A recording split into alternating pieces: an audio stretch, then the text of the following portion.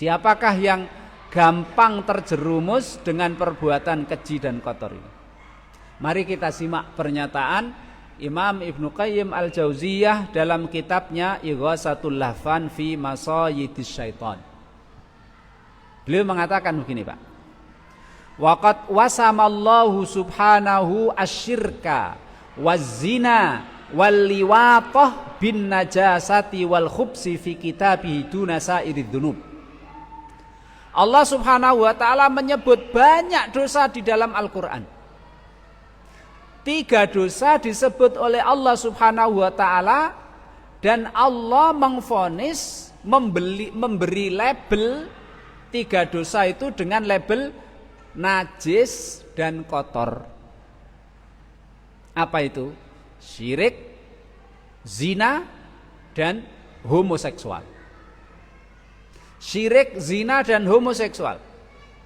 Allah Subhanahu wa taala dalam Al-Qur'an memberikan 3 perbuatan dosa ini dengan label an-najasah wal khubs, najis dan kotor, atau najis dan menjijikkan. Mari kita lihat firman Allah Subhanahu wa taala. Syirik itu najis, Pak. Surat At-Taubah ayat 28. Ya ayyuhalladzina amanu innamal musyrikuuna najasun. Hai orang-orang yang beriman, sesungguhnya orang musyrik itu najis. Najis apanya? Najis rohaninya. Bukan najis badannya, Pak ya. Najis rohaninya. Lah kenapa orang musyrik itu najis rohaninya? Karena dalam rohaninya ada perbuatan syirik, menyekutukan Allah, menyembah selain Allah. Nah, berarti syirik itu najis. Karena orang-orang musyrik itu najis rohaninya, karena di dalam rohani mereka ada perbuatan syirik, menyembah selain Allah. Kemudian juga Allah Subhanahu wa taala juga memberikan sifat orang yang penjina laki atau perempuan itu orang yang kotor dan menjijikkan. Surat An-Nur ayat 26 Allah berfirman, Al-khabisatu lil khabisina wal khabisuna lil khabisat. Orang-orang yang kotor laki-laki, orang-orang yang keji laki-laki, cocoknya dengan orang yang keji dan kotor perempuan. Siapa orang yang keji dan kotor laki perempuan? Pelaku zina. Begitu juga orang yang melakukan perbuatan homo, naudzubillahi min dzalik. Hewan saja tidak ada yang homo. Allah juga menyebutkan, Pak, perbuatan itu perbuatan kotor menjijikkan. Allah berfirman, surat Al-Anbiya ayat 74. Walutan atainahu hukma wa ilma wa najjaynahu minal qaryati allati kanat ta'malul khaba'is innahum kanu qauma sau'in fasiqin. Dan Nabi Lut alaihissalam Allah berikan kepadanya ilmu dan kebijaksanaan. Kemudian Allah selamatkan Nabi Nuh dari penduduk kampung yang mereka melakukan kanat ta'malul khaba'is, yang melakukan perbuatan khaba'is, kotor dan menjijikkan, yaitu homoseksual. Innahum kanu qauma sau'in fasikin. Sesungguhnya mereka adalah orang-orang yang jelek lagi fasik. Nah, 3 perbuatan itu, Pak, dinyatakan oleh Allah sebagai perbuatan yang najis, kotor dan menjijikkan. Kemudian beliau mengatakan, Pak, untuk memberikan penjelasan, sebetulnya siapa sih yang rentan dengan perbuatan zina? Siapa sih sebetulnya yang rentan dengan perbuatan homo? Kok 3-tiganya, syirik, zina, homoseksual, dinyatakan sama-sama najis dan kotor serta menjijikkan? Ya. Kemudian beliau melanjutkan perkataannya begini, Pak.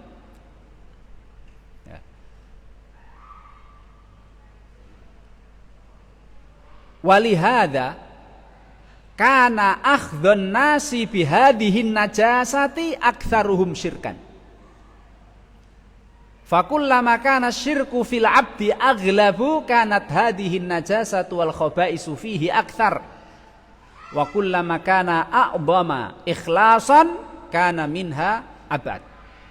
Kama qala ta'ala an Yusuf as-Siddiq alaihi salam, kadzalika linasrifa anhu as-su'a wal fakhsya'a innahu min ibadinal mukhlasin. Orang yang rentan dengan perbuatan zina, perbuatan homoseksual, aktsaruhum syirkan, yang paling banyak melakukan perbuatan syirik. Yang paling banyak melakukan perbuatan syirik, itulah yang paling banyak rentan, gampang digoda melakukan perbuatan zina dan perbuatan homoseksual. Makanya semakin seseorang itu jauh dari perbuatan syirik, menyembah selain Allah, maka dia akan semakin jauh dari perbuatan zina dan homoseksual. Dan semakin memurnikan tauhid, ikhlas dalam menyembah Allah, maka dia akan semakin jauh dari perbuatan kotor dan perbuatan keji.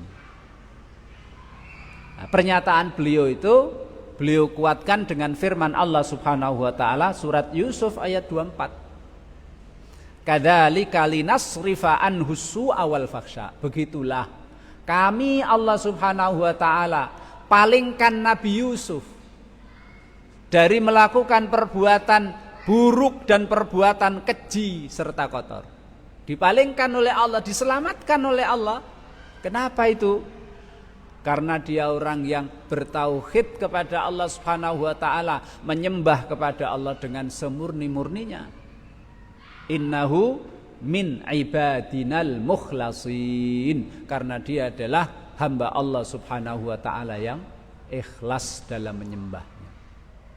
Makanya Bapak Ibu saya hormati, ketika seruan dakwah kuat untuk memurnikan tauhid, selalu bertauhid, jangan terjatuh dalam perbuatan syirik, jauhilah sejauh-jauhnya syirik.